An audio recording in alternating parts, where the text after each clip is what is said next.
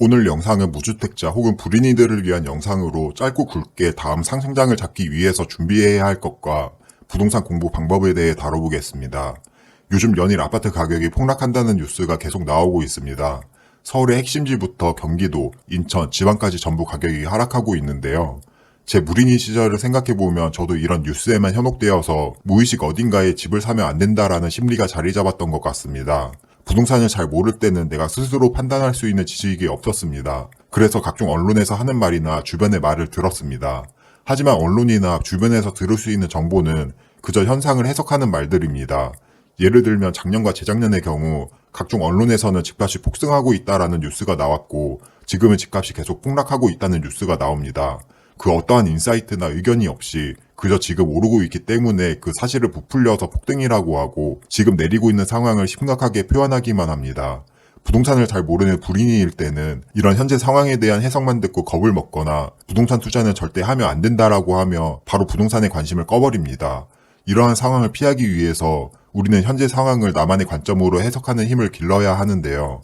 단순히 수동적으로 정보를 듣는 게 아닌 그 정보에 나의 의견을 입혀야 합니다. 생각해보면 지금까지 언론이나 주변에서 하라고 한 대로 해서 부자가 된 사람이 있나요?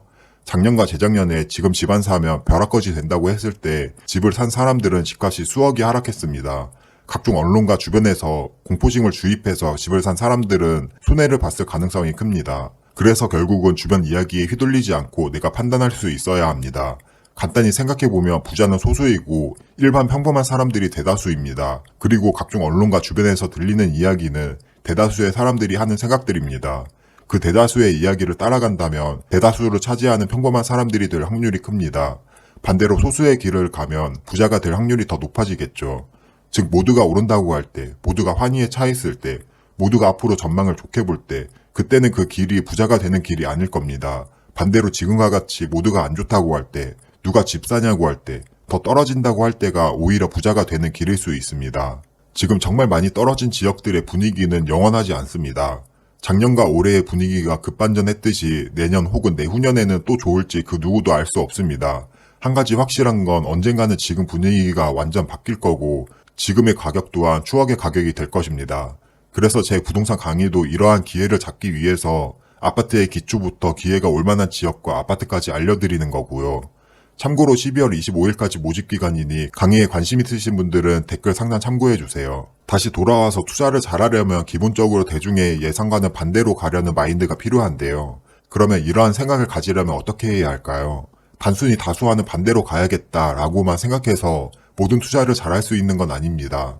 앞으로 상승할 거라는 이유가 오직 다수가 하락한다고 해서라면 그 근거가 많이 부족합니다. 그리고 그 부족한 근거로 인해 투자에 대한 확신도 없게 되겠죠.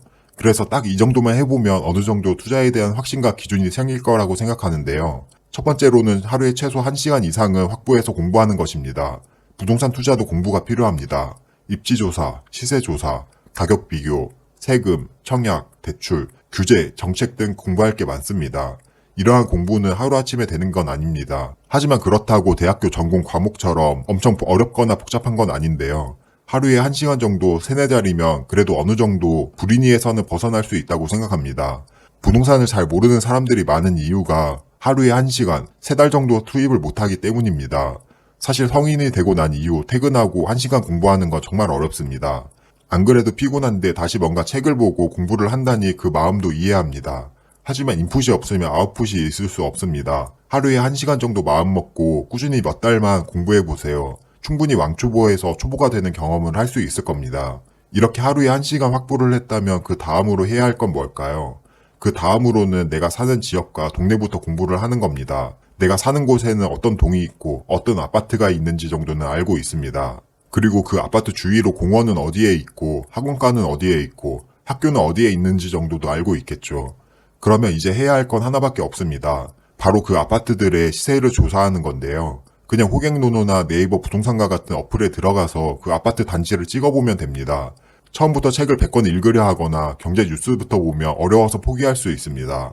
하지만 내가 지나다니면서 맨날 보는 저 아파트는 얼마인지 찾아보는 건 어렵지 않습니다. 별로 비싸지도 않아 보인 아파트가 10억이나 한다거나 저 아파트는 엄청 좋아 보였는데 생각보다 싸다거나 내 궁금증이 점차 흥미로 변해갈 수 있습니다. 그리고 나중에는 나도 저런 아파트를 살고 싶다라는 생각이 들 수도 있고 결국은 내 목표를 저 아파트를 사는 걸로 잡고 더 열심히 할 수도 있겠죠.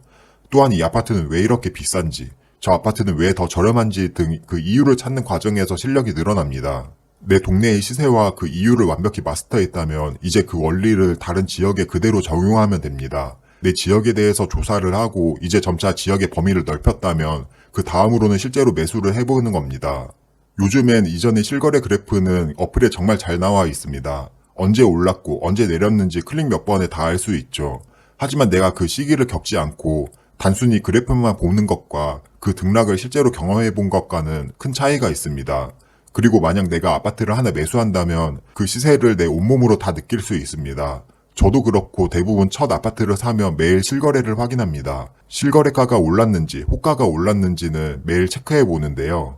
그렇게 내가 가진 아파트의 시세를 계속 체크해 가다 보면 시세 변화가 일어납니다. 아파트 가격이 오른다면 왜 오르는지 그 경험을 그대로 겪을 수 있습니다. 아파트 가격이 내린다면 왜 내리는지도 알게 되겠죠. 이러한 과정을 겪으면서 더 아파트에 관심을 갖게 되고 시세가 왜 변하는지를 알 수 있습니다. 또한 주위의 아파트도 함께 보면서 내가 매수한 아파트 말고 더 좋은 선택지는 없었는지 생각해 봅니다.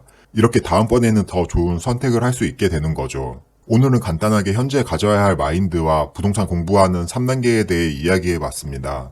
요약하자면 대중과는 반대로 가려고 하는 기본 마인드를 갖춰야 하고 일정 시간을 투입해서 내가 사는 지역부터 공부를 하고 최종적으로 매수를 해봐야 가장 큰 도움이 된다는 것을 말했습니다.